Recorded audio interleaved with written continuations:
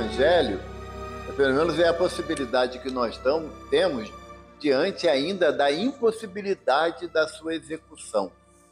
Porque enquanto a gente vai falando, tem um ditado popular que fala que água mole em pedra dura, tanto bate até que fura. E uma benfeitora espiritual falou para a gente, ensinando-nos uma nova identificação desse ditado. Ela falou para a gente que as gotículas de amor de Jesus, caindo na dureza do nosso coração, há de criar um côncavo aonde essas gotas de amor farão moradas. Então, gradativamente, a gente vai encontrando, diante do Evangelho de Jesus, pela repetição dos ensinos, a possibilidade de a gente começar a pensar na possibilidade de aplicar esses ensinamentos na nossa vida. O Evangelho não vem com a finalidade de eu exigir que ele seja aplicado na vida do outro. Não, a página de Emmanuel, de início aqui, é bem característica disso. Não adianta eu querer exigir que o outro faça o que eu estou falando. O que é necessário é que eu faça aquilo que eu já tenho entendimento acerca do Evangelho e que as minhas ações estimulem a um outro a repeti-las. Então, é pelo exemplo que nós temos a possibilidade de trazer alguém junto conosco na aplicação do Evangelho. Enquanto a gente quiser só falar, só ensinar, nós seremos, como diz Paulo de Tarso, né, em relação à excelência do amor, lá no capítulo 1 da carta, no capítulo 13, na carta de Paulo aos Coríntios, na primeira carta, né? Se eu poderia falar a língua dos homens e dos anjos, mas se não tivesse amor, seria como um símbolo que retine. Só vou fazer barulho, mas eu não vou, exemplificando esse amor, eu terei a oportunidade de assambarcar alguém. Poxa, o Evaldo está se esforçando, está tentando aplicar o Evangelho na minha vida, aplicar na minha vida. Quando eu quero aplicar na vida do outro, eu estou perdendo a oportunidade de mudar o meu comportamento. A proposta do Evangelho, quando Jesus nos convida, eu gosto muito de repetir essa frase, sabe, do mestre, quando ele fala, se quiseres vir após mim, negue a ti mesmo. Estou assim, difícil isso. Negar a mim mesmo é eu não querer ter razão sempre. Sabe? Não é que a minha palavra deve ser seguida, obedecida. Não. Seguir Jesus é exemplificar como ele exemplifica para mim. Amarás a Deus sobre todas as coisas e o próximo como a ti mesmo. E ele mostrou para a gente o que é o amor a Deus quando a mãe, né, Maria, foi chamar ele junto com os irmãos, lá na casa de Pedro, onde ele estava divulgando a boa nova, e ele fala, quem é minha mãe, quem são meus irmãos? Todo aquele que cumpre a vontade do Pai é minha mãe e meus irmãos. A demonstração de que para Jesus, os títulos que nós queremos nos forrar, né, dentro da casa espírita, eles representam apenas uma possibilidade passageira de alguma atividade que estamos exercendo. Eu costumo dizer que há 3 tipos de espíritas. Os necessitados são aqueles que vêm à casa espírita com o intuito de ouvir uma palavra edificante. Os muitos necessitados, que são os trabalhadores da casa espírita. E os extremamente necessitados são os dirigentes da casa espírita. Então, dentro da casa espírita, quando você assume um cargo, uma tarefa, demonstra a extensão da sua necessidade, do seu comprometimento com a aplicação do Evangelho e dos ensinos dos espíritos na nossa vida. Na nossa vida. Tem uma frase, né, muito conhecida, que o conhecimento esclarece, mas só o exemplo arrasta. E nessa afirmação do exemplo que arrasta, nós escolhemos para conversar hoje um tema do livro Fonte Viva. A coleção Fonte Viva, né, de Emmanuel, é um repositório de orientações e parece que ela é sempre de cunho individual. Tu vai ler a página, tu fala assim, é para mim. Essa página é para mim. Tem sempre essa ideia desse personalismo, porque a proposta de Emmanuel, na sua tarefa de evangelização, a proposta de Emmanuel é que os ensinamentos que ele consegue retirar de uma frase da Boa Nova, né, do Novo Testamento, ela faça sentido na minha vida, eu que estou lendo. Sabe? Ela tem que fazer sentido para mim, porque aí eu começo a observar a necessidade de dar mais atenção àquele texto. Já viu quando você pega um texto para ler e você não tem um comprometimento com a mudança íntima, você fala assim, lê o texto, isso aqui tá bom para Regina. A Regina seria bom esse texto aqui. Isso aqui, o que a gente faz isso? É que eu estou dizendo que eu não quero ter a responsabilidade de ter que mudar o meu comportamento. Eu não quero ter a responsabilidade. E quando Jesus me propõe para eu negar a mim mesmo, é a mudança de comportamento. Há alguns anos atrás, eu sempre repito isso porque eu tenho que aprender. Alguns anos atrás, eu tinha tido uma discussão com a esposa em casa, que espírita também discute. E como? Né? E como? É uma encrenca. Mas eu tinha tido uma discussão e depois de refletindo, para variar, o que eu descobri? Que eu estava errado, ela estava certa. É uma coisa, isso é muito difícil acontecer, né? Muito difícil acontecer. Mas eu estava errado, ela estava certa. E aí, quando eu acordei no outro dia de manhã, ainda dentro daquela razão que eu achava ter, né? Eu fui para o banheiro fazer minha higiene e, Vicente, quando eu olhei para o espelho, que estava em cima da pia, o meu protetor, o meu mentor, ele falou assim para mim, o que você está vendo? Eu falei, alguém que exagerou nos comentários. Aí ele falou assim, eu vou falar uma coisa para você, e ele me chama carinhosamente de meu filho, né? Eu acho que é para poder fixar melhor as orientações. Ele falou assim, você só tem duas possibilidades nessa existência. Duas. Ter razão ou ser feliz. Não dá para você ser feliz tendo razão sempre. Se você quer ser feliz, você não traga para você a razão dos teus conceitos. Porque o único que é capaz de ensinar pelo exemplo é Jesus. E se você ainda não segue as orientações que o mestre nos deixou, então procure ser feliz. E para ser feliz, você precisa dar razão ao outro. Porque quando alguém está exasperado, aborrecido, discutindo, e você tenta confrontar a pessoa, a possibilidade de haver uma agressão verbal, queira Deus que não seja física, é muito grande, porque você está querendo confrontar. Mas quando você dá razão para o outro fica meio desconcertado. E tem uma história que eu sempre conto também, é de Buda, Siddhartha Gautama.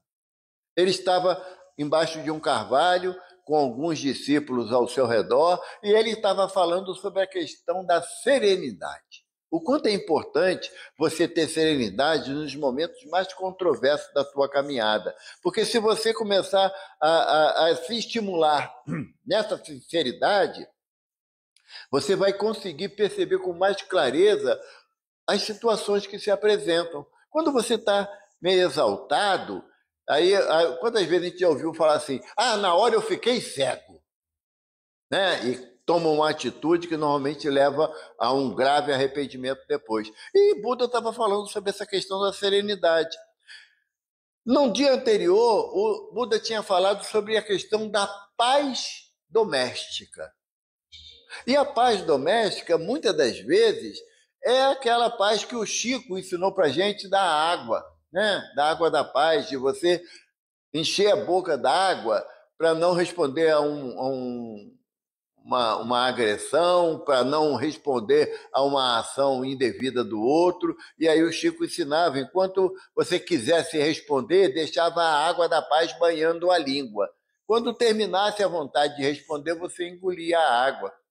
E ele falava para algumas pessoas, mas se tiver com muita raiva, não engole não, que a água vai estar cheia de veneno, cospe ela. Mas quando você perder a vontade de responder. E Buda tinha falado sobre a questão da paz doméstica. E aí chegou um homem, o Buda falando da serenidade, chegou um homem e começou a destratar Buda.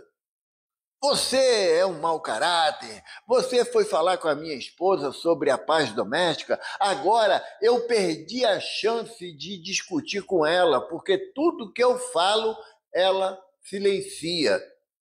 Virou não, virou mesmo uma coisa ruim dentro de casa, porque eu não tenho quem debata comigo. E a culpa é sua. Você começou a ofender Buda. Os discípulos levantaram para defender Buda, Buda mandou sentar. Não deixou que revidasse a agressão. E o homem, por meia hora, esbravejou em cima de Buda as atitudes que a esposa não mais tomava com ele. E o homem, por último, ele falou: és um covarde que nem reagir você quer. Virou as costas e foi embora. Aí o Buda olhou serenamente, estava, serenamente continuou, e o discípulo falou assim: mas, Mahatma, você não respondeu. Você não falou nada para se defender. Aí ele falou assim: a agressão é um presente que querem te oferecer. Se você não aceita o presente, ou seja, você não revida a agressão, o que aquele que quis te agredir tem que fazer? Ir embora com o presente dele, com a raiva dele, com a irritação dele, e você se mantém na sua paz, na sua serenidade.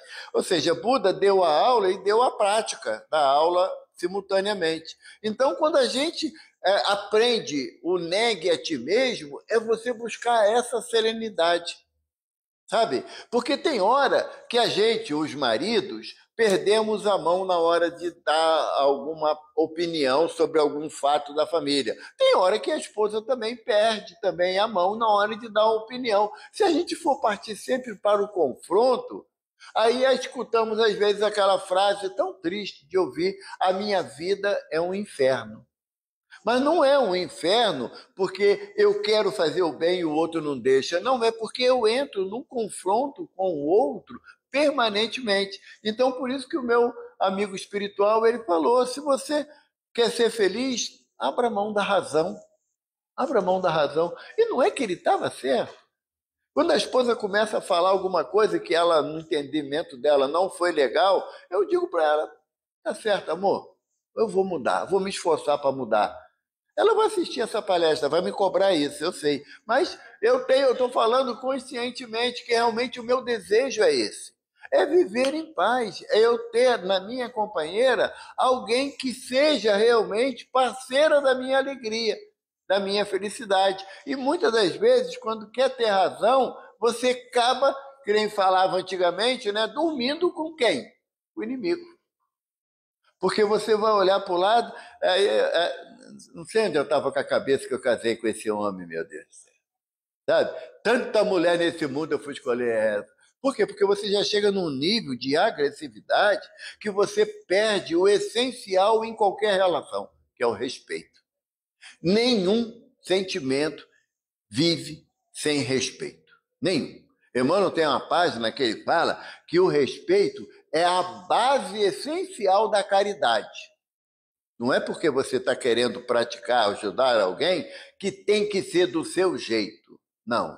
É de acordo com a necessidade da pessoa. E muitas das vezes a necessidade da pessoa basta um olhar, um sorriso, um bom dia, sabe? Não é da forma que eu quero. Ah, eu só tenho isso para dar. Não. Se você só tivesse isso para dar, você daria com alegria e não com imposição de ideia. E aí, nessa busca de um tema para a gente conversar, eu achei lá no Fonte Viva a lição 122 e o título é Entendamo-nos. Emmanuel propõe para a gente, baseado num trecho, num versículo da carta de Pedro, primeira epístola de Pedro, Pedro fala assim, lá no capítulo 4, versículo 8: mas, sobretudo, tende ardente caridade uns para com os outros. Essa página, Emmanuel, no meu entendimento, é para a casa espírita, tá? É para casa espírita. Mas, sobretudo, tem de ardente caridade uns para com os outros. Quando nós estamos em tarefa dentro de uma casa espírita, quem nos visita a primeira vez, a gente abre os braços, um sorriso e um seja bem-vindo sonoro. Mas esquecemos muitas das vezes dessas atitudes para aqueles que já estão na casa, nas tarefas variadas. Na nossa casa, o nosso mentor uma vez falou para a gente que nós sabíamos dar flores perfumadas para aqueles que nos visitavam, mas deixavam para os trabalhadores da casa o espinho da crítica. Então, o entendamos-nos, né, que Emmanuel nos propõe, é você analisar na primeira frase do texto. Emmanuel fala assim: não existem tarefas maiores ou menores. Todas são importantes na sua significação. Todas as tarefas que você vai desempenhar, seja na vida civil, no trabalho cotidiano, não importa. Como é que a gente vai poder analisar que aquele que está varrendo o chão é menos importante do que aquele que está dirigindo uma empresa? Podem ter responsabilidades diferentes, mas os dois têm o mesmo grau de importância. Chega para trabalhar em algum lugar com o ambiente todo sujo, sem nenhuma possibilidade de higiene. Por mais capacidade que você tenha de exercer a sua tarefa, você vai ver que é imprescindível aquele que está limpando ali o ambiente. Chega dentro da casa espírita e diz assim, é uma frase que eu acho bem pesada, mas eu já ouvi isso em casa espírita: isso aqui sem mim não funciona. Se não for eu aqui dentro, olha, isso aqui fica um Deus nos acuda. A criatura que fala assim nunca vai poder desencarnar. Vai virar, vai ficar para semente, porque se desencarnar não vai poder mais fazer, ela não deixa de ser essencial em tudo na casa. Então, essa frase, normalmente ela é atribuída por aquele que exige muito do outro, mas faz bem pouco daquilo que devia. Porque a oportunidade da tarefa, ela tem que ser carregada de alegria, de carinho, de respeito, de amor, de compreensão. Porque, afinal de contas, se nós tivéssemos a oportunidade de observar a quantidade de irmãos espirituais que estão assistindo aqui a tarefa, a gente ficaria envergonhado por ter feito tão pouco para chegar aqui. Sabe? O nosso esforço foi bem pequeno para chegar aqui. Se nós analisarmos que tem espíritos aqui que vieram em macas, carregados em macas, para receber a orientação, o amparo aqui dentro, porque não tinham condições de vir sozinho. E a gente veio pelos nossos próprios meios.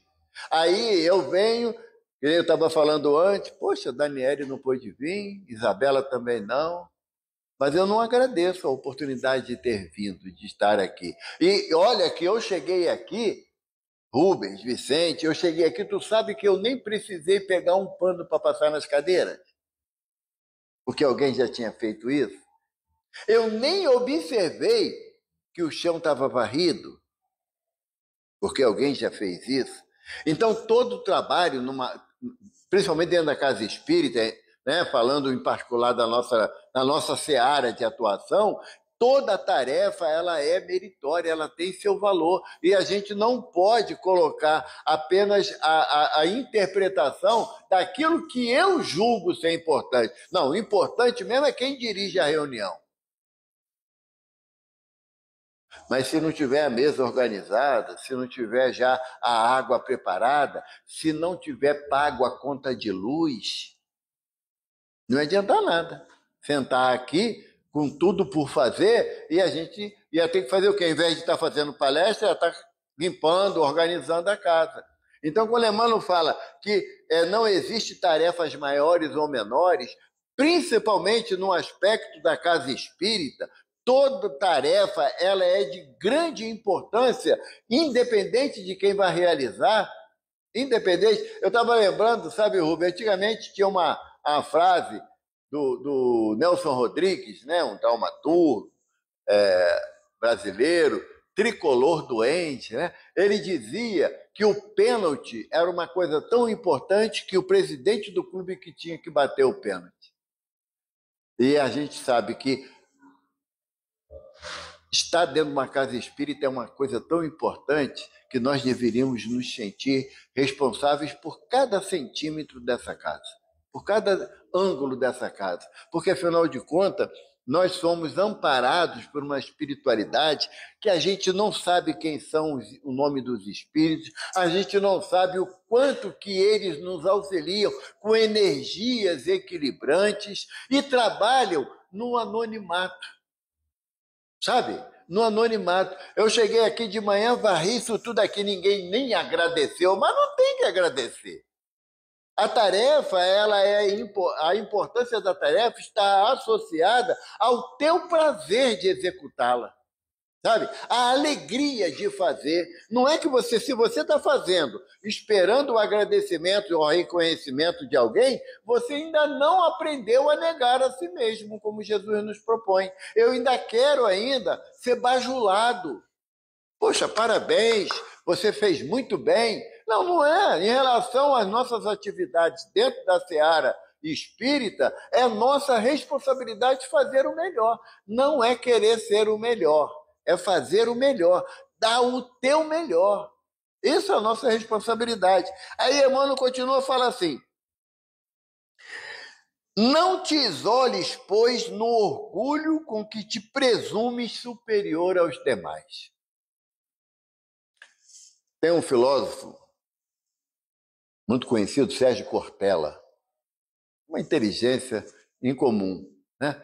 Ele chegou a ser frei da Igreja Católica, mas pediu demissão do cargo porque ele entendeu que ele poderia colaborar mais com a sociedade tendo uma família do que sendo um padre, um frei, né? E ele tem uma frase que ele fala muito, eu acho legal: quando você quer se colocar superior aos outros, normalmente você usa aquela expressão assim, sabe com quem você está falando? Aí ele tem uma expressão que ele fala assim: você tem tempo? Eu vou te explicar com quem você está falando. Você é um ser humano entre cerca de 8 bilhões de outros seres humanos.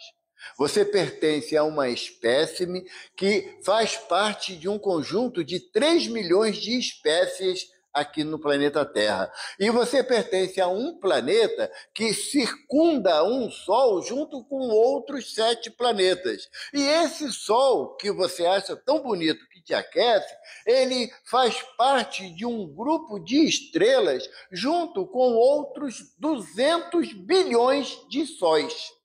Numa galáxia que ela faz parte de um grupo de 100 bilhões de galáxias. Sabe quem você é? O substrato do nistrato de nada. Ele ainda fala assim, o substrato do nistrato de nada. Então, quando eu uso esse argumento, sabe com quem está falando, que eu quero humilhar o outro. Eu quero rebaixar o outro. Eu quero dizer que o outro é menos importante do que eu. Para quem, cara pálida? Para quem? Porque Emmanuel fala para a gente no Caminho da Luz que Jesus conhece todos os espíritos associados ao progresso espiritual na Terra pelo nome. E ele diz que 1/3 da humanidade está encarnada. Se nós somos 8 bilhões, né? 3/3 daria 24 bilhões. Então, são 16 bilhões de espíritos no plano espiritual. E o mestre conhece cada um pelo nome.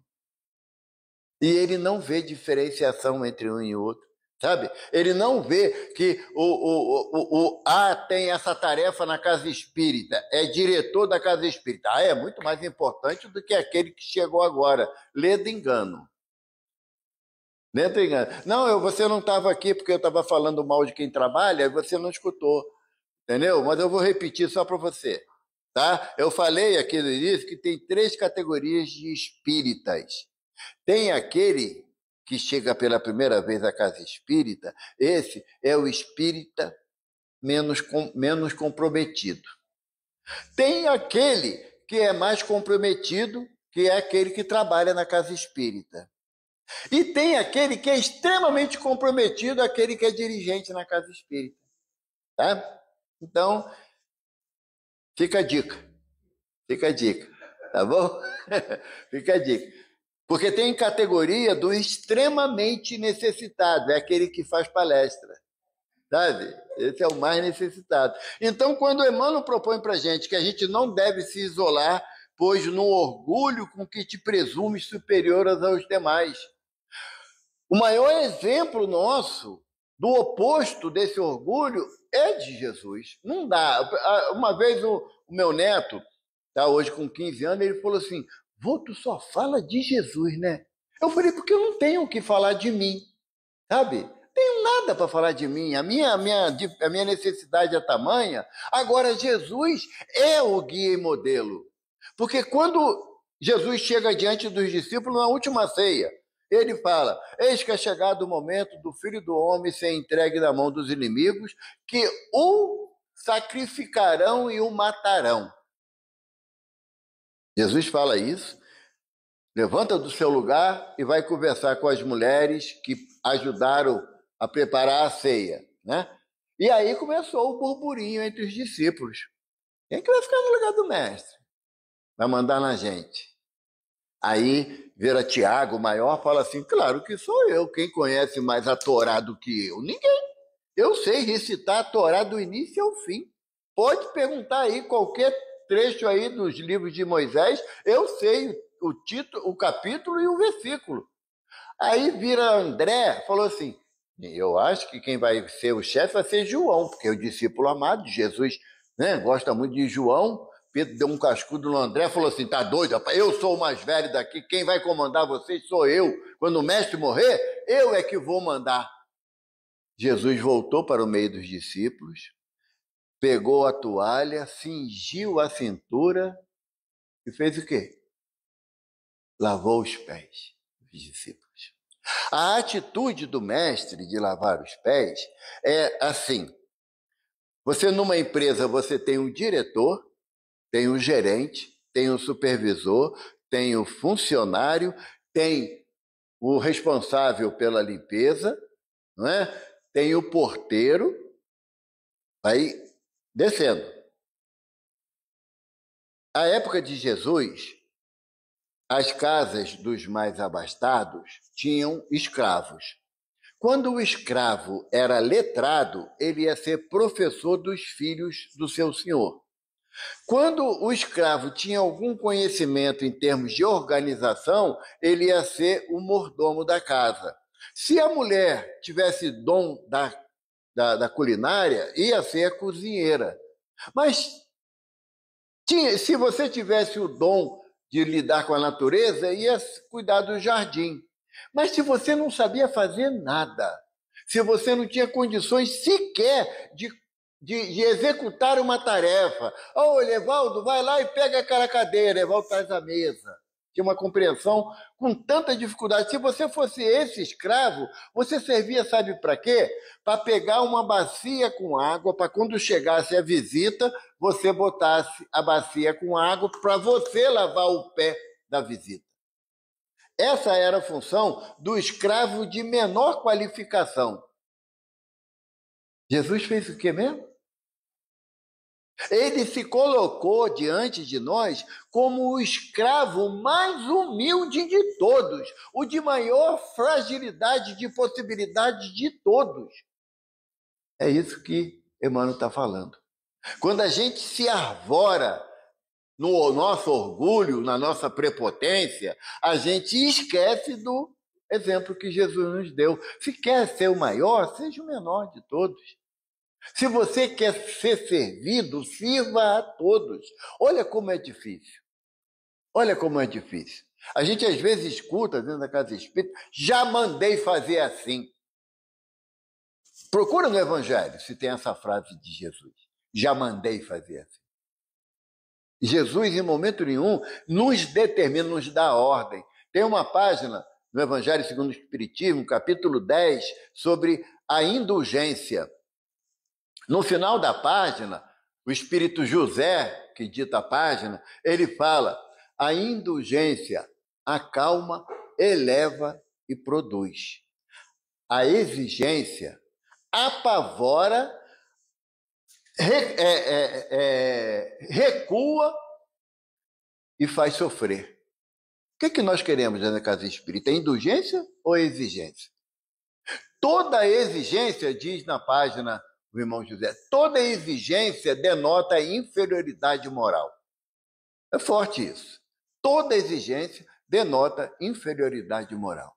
Todas as vezes que o Evaldo vai falar, eu quero assim, ele deveria morder a língua para poder falar. Seria bom se fizéssemos assim. Porque quando eu determino, eu estou me afastando da proposta que Pedro fala, que eu tenho que ter ardente caridade um para com o outro.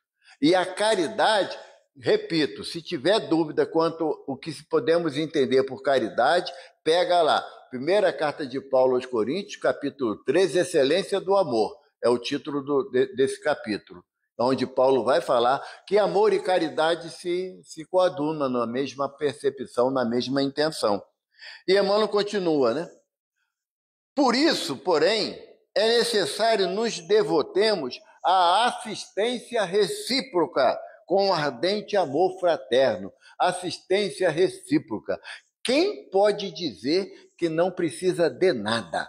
Nem daqueles que estão encarnados ou do plano espiritual. Quem é que pode fazer essa afirmação? Não, eu vim aqui na casa de José o Carpinteiro a passeio. Não precisa de nada, não. Tudo jóia, tudo resolvido na minha vida. Aí já demonstra o nosso orgulho, a nossa prepotência.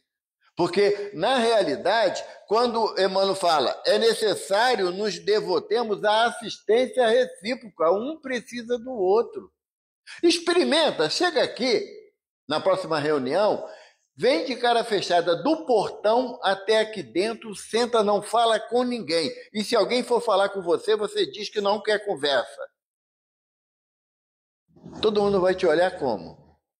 Eu olharia que você está muito besta, ou então aqueles que são um pouco mais caridosos iam falar o quê? Evaldo hoje não está bem, não. Ele não quer assunto, mas eu posso fazer uma prece por ele. Essa assistência mútua que Emmanuel fala é a necessidade premente que a gente tem um do outro, mesmo que a gente não aceite, mesmo que a gente, meu orgulho, minha vaidade, não consiga interpretar assim, mas eu preciso um do outro, nós precisamos. Essa necessidade, ela é tamanha que o Mestre Jesus, levando o madeiro, quem ajudou ele? Simão Cirineu. Jesus, um Cristo, não podia levar aquele madeiro? Podia. Sabemos que sim. Sabemos que sim. Mas aí o soldado, com medo de ele morrer no caminho, e dava ruim para os soldados, né? Se ele morresse no caminho por exaustão, não, chamaram Simão Cirineu para ajudá-lo. Diz Humberto de Campos, num livro chamado Cartas e Crônicas, que quando Simão Cirineu entrou embaixo da cruz, ele não conseguiu levantar. Simão Cirineu era um homem de 1,80 m, a minha altura. Isso, para aquela época, era quase um gigante, que a média era 1,60 m. Né? Dizem os historiadores que Jesus devia ter entre 1,70 m e 1,75 m, o que já fugia da normalidade daquele grupo de pessoas. Quando ele levantou, ele não conseguiu levantar a cruz. Aí diz Humberto de Campos que o mestre botou a mão na cruz e falou assim: Simão, esse peso é meu, leva só o madeiro. Aí ele se ajustou e conseguiu levantar para levar o madeiro. Mas o que Jesus mostrou ali? Ele também solicitou a assistência de alguém para ele, que não era necessário. Mas a ideia, Emmanuel fala que o universo ele é cooperativo. Sabe? O universo é solidário. O universo é solidário. A gente que quer ser solitário. E na nossa solitude nós somos egoístas. Somos arrogantes, prepotentes. Continua, Emmanuel. Amemos a nossa posição na ordem social, por mais singela ou rudimentar, emprestando ao bem, ao progresso e à educação as nossas melhores forças. O que o Emmanuel está falando? A sua tarefa no meio social que você vive é uma tarefa simples, rasa. Graças a Deus. Graças a Deus. Imagina um hospital sem o pessoal da limpeza. Você chega no hospital, já observou? Você chega no hospital, um familiar passa um período internado. Na hora de ir embora, você só agradece o médico. Doutor, obrigado por ter cuidado do meu irmão, da minha irmã, do meu pai, da minha mãe, do meu filho. Obrigado, doutor. A gente não lembra de agradecer os enfermeiros, que quem carrega o hospital em relação ao atendimento é a enfermagem. O médico prescreve lá e segue a vida dele. O enfermeiro que está lá cotidianamente. Mas se o enfermeiro não tiver condições de higiene, ele não consegue fazer a tarefa dele. Aí o pessoal da limpeza é extrema importância. Mas o cara que está lá na portaria do hospital, barrando a gente que quer visitar fora da hora, se ele não fizer bem a tarefa dele, a gente vai tumultuar o serviço do hospital. Então, todos nós temos a sua importância dentro da tarefa que executamos. Se a tua tarefa é considerada uma tarefa simples, primária, dê graças a Deus por isso. Porque é daquela tarefa que você retira o sustento da tua família. Que é motivo mais consistente para você ficar feliz dentro daquilo que você faz? Ah, mas eu queria mesmo era ser diretor do hospital. Tá bom. Por que tu não estudou? Eu, no meu caso, eu preferi jogar bola. E olha que eu nunca fui bom de bola. Mas eu preferi jogar bola. Não podia ter estudado? Não é? Ao invés de entrar na vida militar como soldado, eu podia ter entrado como oficial. Não é? Poderia ter me aposentado no grau máximo. Mas eu vou culpar quem? Deus? Tem condição. Cada um de nós temos que, como diz a Madre Teresa de Calcutá, né? Temos que florir onde Deus nos plantar. Sabe? E aquela flor bonita, não é um ipê amarelo, mas é uma flor bonita, sabe? Porque a flor é bonita para quem sabe enxergá-la. Lá na nossa casa, Rubens, assim, tem o corrimão assim de entrada, né? Um corredorzinho de entrada, e aí as irmãs plantaram umas flores. Cara, dá vontade de parar ali e ficar olhando, que fica bonito, sabe? Fica bonito. Teve uma senhora que falou assim, olha, eu cheguei aqui tão triste, mas quando eu vi esse jardim, eu fiquei, me deu uma alegria, sabe? E quem faz lá, quem cuida do jardim, não tem o seu valor. Mas só porque ela não botou nenhuma plaquinha lá, né? A Lourdes, né, que cuida, né? A mãe da Ana Paula. Mãe da Ana Paula, né? Como ela não botou lá, jardim cuidado por Maria de Lourdes, então ela não é importante? Tem uma importância sem nenhuma dúvida, sabe? Então o Emmanuel está falando, você tem uma tarefa dentro da sua área de atuação, dentro da casa espírita. Eu lembro muito de uma história de Divaldo, sabe? Divaldo tem lá o grupo Redenção, o grupo Espírita Redenção, que é o grupo que é o mantenedor da mansão do caminho.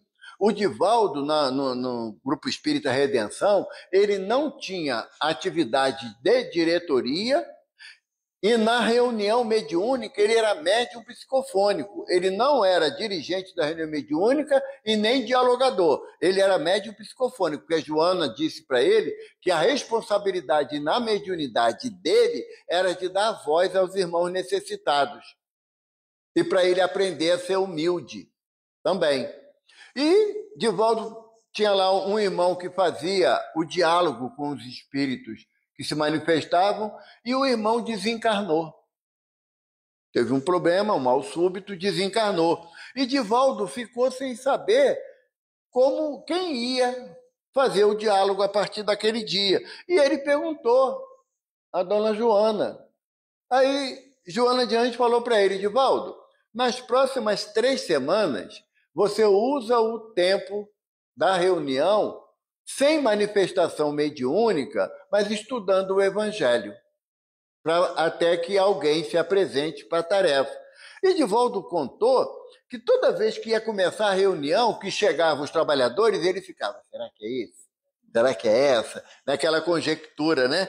E Joana, sossegada lá, não falava nada. Após 3 semanas, terminou mais uma reunião de estudos, Divaldo ficou sentado lá, refletindo, saiu todo mundo da sala, entra Zefinha. Zefinha era a irmã que ajudava na limpeza da sala mediúnica. E Zefinha ficava lá até tarde, esperando terminar tudo, para fazer a limpeza. Quando ela entrou na sala, Joana falou assim, a nossa irmã, que vai ser a dialogadora da reunião. Aí Divaldo, não, dona Joana, é Zefinha. Zefinha tem condição não, dona Joana. Aí dona Joana falou assim, Divaldo, se é você que sabe tudo, eu vou embora. Eu estou falando pelo aspecto espiritual. Nossa irmã vai ser a dialogadora. Aí Divaldo virou para ela, dona Josefa, deixou de ser Zefinha, né? Porque aí não tinha mais intimidade. Dona Joana escolheu ela. Dona Josefa, eu quero falar com a senhora. Ela, pois não, seu Divaldo. Senta aqui, dona Josefa. Olha, dona Joana está convidando a senhora para uma tarefa. Ah, seu Divaldo, eu não tenho condição. Dona Joana diz que tem. Bom, se ela diz que tem, então eu faço. Lembra do filme do Divaldo?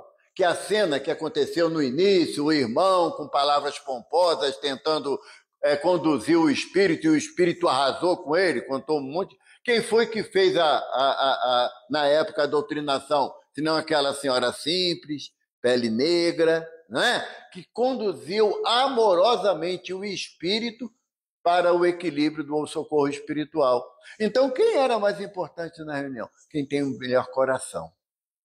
Não é quem tem mais sabedoria, não é quem tem palavra, voz eloquente, quem tem bom coração.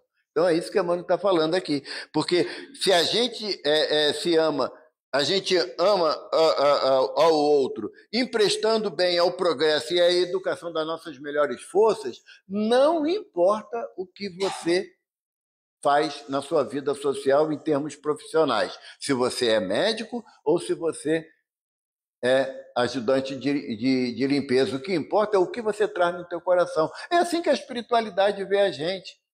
Quantas das vezes a espiritualidade nos potencializa para falar assim, tudo bem, Vicente? Ele está tomando um passe. E um passe libertador. Que às vezes ele estava com uma dificuldade e aquele tudo bem, Vicente, ele recebe uma energia benfazeja e ele fala, agora tá, cheguei aqui bem não. Sabe? Porque a espiritualidade não vai ver. Kardec pergunta aos benfeitores, no livro dos médiuns, lá na questão sobre obsessão, Kardec pergunta, qual o melhor médium? Erasto que responde, aquele que é menos enganado. Não é aquele que sabe muito, é aquele que é menos enganado. Por quê? Porque ele começa a trilhar o caminho da humildade, da simplicidade. Não importa que ele tenha um conhecimento vasto na doutrina, o que importa é que ele aplique esse conhecimento na sua jornada, na sua vida.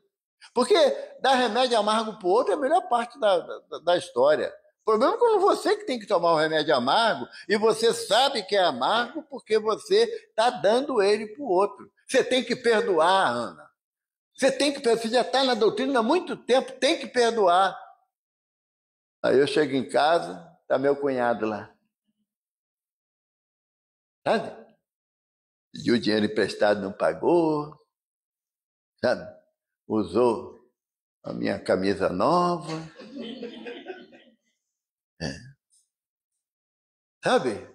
Aí você escuta assim, você não mandou ela perdoar? Faça o mesmo. E aí? Sabe? Então, a proposta de Emmanuel aqui nessa página é mostrar que nós temos a importância da nossa possibilidade de mudança. Um irmão atingido pela hanseníase, à época de Francisco de Assis, e ele ouviu que Francisco de Assis tinha curado um leproso. Impondo a mão sobre o irmão, a lepra desapareceu. Ele começou a buscar Francisco de Assis, andando escamoteado, porque a hanseníase, ou a lepra, como falava na época, né? A lepra, a pessoa era expulsa mesmo dos ambientes, e numa das caminhadas de Francisco, pelas cercanias de Assis, na região da Úmbria, ele encontrou Francisco. E ele falou, Pai Francisco, me liberta dessa doença maldita. E Francisco falou para ele, se fosse da vontade de nosso Senhor Jesus Cristo, que ele ficasse limpo. E o homem ficou limpo. A lepra, na hora, sumiu. E ele ficou tão feliz e ele prometeu, hipotecou a vida dele a Francisco de Assis, que ia caminhar com ele, ia seguir os passos dele, ia tornar-se cristão quanto ele. E ele foi andando com Francisco, mas ele era um pouco intempestivo, sabe, Rui? Quando alguém parava Francisco para falar alguma coisa, deixa pai Francisco, tá vendo que ele está cansado? Seu inerme, não serve para nada, some daqui. Francisco olhava para ele com tristeza, continuava. Quando alguém parava, trazia uma criança, já vem com essa criança chorando perto do pai Francisco, agredia todo mundo que chegava perto de Francisco. E Francisco olhou para ele e falou assim: meu filho, a lepra do corpo sumiu, e a da alma? Você não consegue ter uma palavra de carinho, de respeito, de amor por ninguém? Aquilo, o homem se chocou tão grandemente com aquilo, ele se afastou do grupo, sentou encostado numa pedra. Quando amanheceu o dia, ele estava com o corpo coberto de chagas. Francisco olhou para ele, ele falou assim: Francisco, essas chagas, elas são para curar a minha alma, que ainda é doente.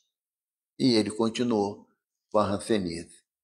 Imagina se o glorioso São José falasse para a gente: a doença de você está na alma. E enquanto querem curar o corpo, esquece de curar o espírito. Porque nota com tanta facilidade o erro do outro, mas não é incapaz de ver as grandes dificuldades que nós ainda temos. A exemplo do que Jesus fala, né? A gente consegue enxergar um cisco no olho do nosso irmão, mas é incapaz de ver a trave que está no nosso.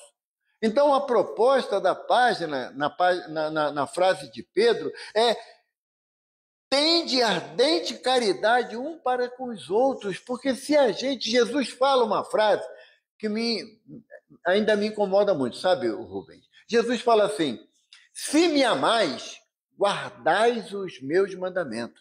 E eu rogarei o Pai, e ele vos enviará um outro Consolador. Porque o primeiro Consolador é Jesus. Ele veio, é o Consolador do amor, da caridade. O outro Consolador é o Consolador do esclarecimento, que é o que a doutrina faz com a gente, para que a gente promova a nossa transformação íntima. Eu sempre repito, porque é necessário repetir, não dá para mudar o outro. Não há meio. Jesus fala assim: você não pode aumentar em um côvado a tua altura. Côvado era uma medida de profundidade que os judeus usavam. Para o judeu, um côvado era um punho fechado, era o suficiente para plantar o trigo, sabe? Botava a profundidade de um côvado. Para o romano, um côvado era a mão aberta. Então era medida diferente. Mas Jesus fala que a gente não pode aumentar um côvado do nosso tamanho, sabe? Ele fala: até os fios dos cabelos de vocês estão contados pelo Pai Celestial. Então por que eu tenho que me passar como sendo mais importante do que quem quer que seja? Emmanuel fala na mensagem no Pão Nosso que o malfeitor de hoje é o benfeitor de amanhã. Se nos fosse dado, eu não quero isso para mim não, é só para vocês, mas se fosse dado a vocês verem 5 existências anteriores, 5, e só os erros que cometeram. Essa para mim já é muito, mas para vocês não, vocês precisam de 5. 5 existências anteriores dos erros que cometeram no julgamento pela atitude alheia, na condenação, porque a gente julga, condena e exerce a punição, né? Tu não presta, tu tem mais é que sofrer, sabe? Ou então uma frase que choca o meu coração, já falei isso aqui, choca o meu coração, sabe? Bandido bom é bandido morto. Se esse bandido for meu filho, eu quero ele vivo, não quero ele morto. Por mais atrocidade que ele cometa, o Haroldo Dutra Dias, né, juiz de direito, ele diz que a cena que mais chocou a ele foi: ele estava num tribunal de júri, presidindo um julgamento, e um rapaz de 23 anos, ele, pelos crimes cometidos, ele foi condenado a 45 anos de prisão. A justiça brasileira diz que é no máximo 30. Mas quando há acúmulo de delitos, essa pena pode passar, embora ele ficaria apenas, só 30 anos, apenas não, 30 anos preso. E ele, após a condenação do rapaz, a mãe dele chegou perto, a mãe do rapaz chegou perto do Haroldo e falou assim: doutor, o senhor condenou meu filho a 45 anos, mas ele não foi sempre mal, não. Eu amamentei ele. Ele era bom. Sabe? Ele era bom. Então, como é que a gente tem coragem de falar do filho de alguém que merece morrer porque é assaltante? Sabe? Ah, porque é traficante. Se nós olhássemos para o outro, dentro do sentimento que a doutrina me propõe, o Evangelho, Jesus diz que ele abomina o pecado, mas ama o pecador, graças a Deus. Porque se Jesus não me amasse, eu, por certo, como diz lá Paulo na carta aos Romanos, se houvesse a segunda morte, eu a enfrentaria, se não fosse o amor de Jesus. Todos nós temos as nossas dificuldades, todos nós temos os nossos afazeres dentro das nossas possibilidades. Tem uma história que eu gosto muito. Um homem acordou às 4 horas da manhã para ir para a lavoura, para cultivar a terra. E ele estava lá, o dia amanhecendo, e quando ele olha para a estrada, um ônibus de viagem cruzando a estrada. E o homem olha e fala assim: aquilo lá que é vida. Dirigindo ônibus, não tem que enfrentar o cabo da enxada, sol e chuva, viaja, conhece outras cidades. E o motorista de ônibus pensando: ô, vida dura. Uma responsabilidade levar tanta gente, enfrentar um trânsito caótico. Passa um avião. O motorista fala: aquilo lá que é vida. Um avião, aquele porte, uma responsabilidade enorme, conhece países, pessoas. O piloto do avião: é muita responsabilidade. 3 meses que eu não vejo minha família. É de um aeroporto para outro, um hotel para outro, uma loucura, doido para voltar para casa, para ver os filhos, a esposa. E o avião lá de cima vê um navio cruzando os mares. O piloto fala: aquilo que é vida. Porque é uma viagem longa, mas ele chegar no porto, ele consegue ver a sua família. A outra viagem será daí a 1 mês. E o comandante do navio: olha, é duro, viu? Esse mar tem nada na frente. Às vezes viajamos dias e dias sem ver sinal de terra, nem um pássaro cruzando o céu. É uma vida muito difícil. O navio chegando à cidade, um trem passando. O comandante do navio fala: feliz é aquele maquinista, sabe da onde vai, para onde vai, fez a viagem, acabou a responsabilidade. O maquinista falou: é uma vida muito difícil, amigo. Esse monstro de ferro, para controlar, é complicado. E ele passa pelas terras do homem que está varando a terra. E ele fala: boa vida é aquela simplicidade de arar uma terra. O que diz o moral da história? A gente sempre acha que a vida do outro é melhor, a experiência do outro é melhor. Mas Emmanuel nos propõe aqui nessa página que nós valorizemos as oportunidades que Deus nos faculta para realizar a tarefa que nós temos capacidade de realizar. A gente às vezes critica os governantes, mas será que teríamos capacidade de governar uma cidade, um estado, um país e fazer melhor do que eles estão fazendo? Ou a gente vai achar que lá, quem está lá, ninguém presta, só eu. Só eu. Aí eu pergunto para minha filha, para o meu neto: você acha que o vovô, que o papai é um bom administrador da casa? É ruim, hein, pai? Porque eu também tenho minhas falhas. Então, a proposta é, diante daquilo que você foi chamado a participar, seja na casa espírita, seja na vida social, faça com amor, com alegria. Pode ser pouco, mas o pouco com Deus é muito. Graças a Deus.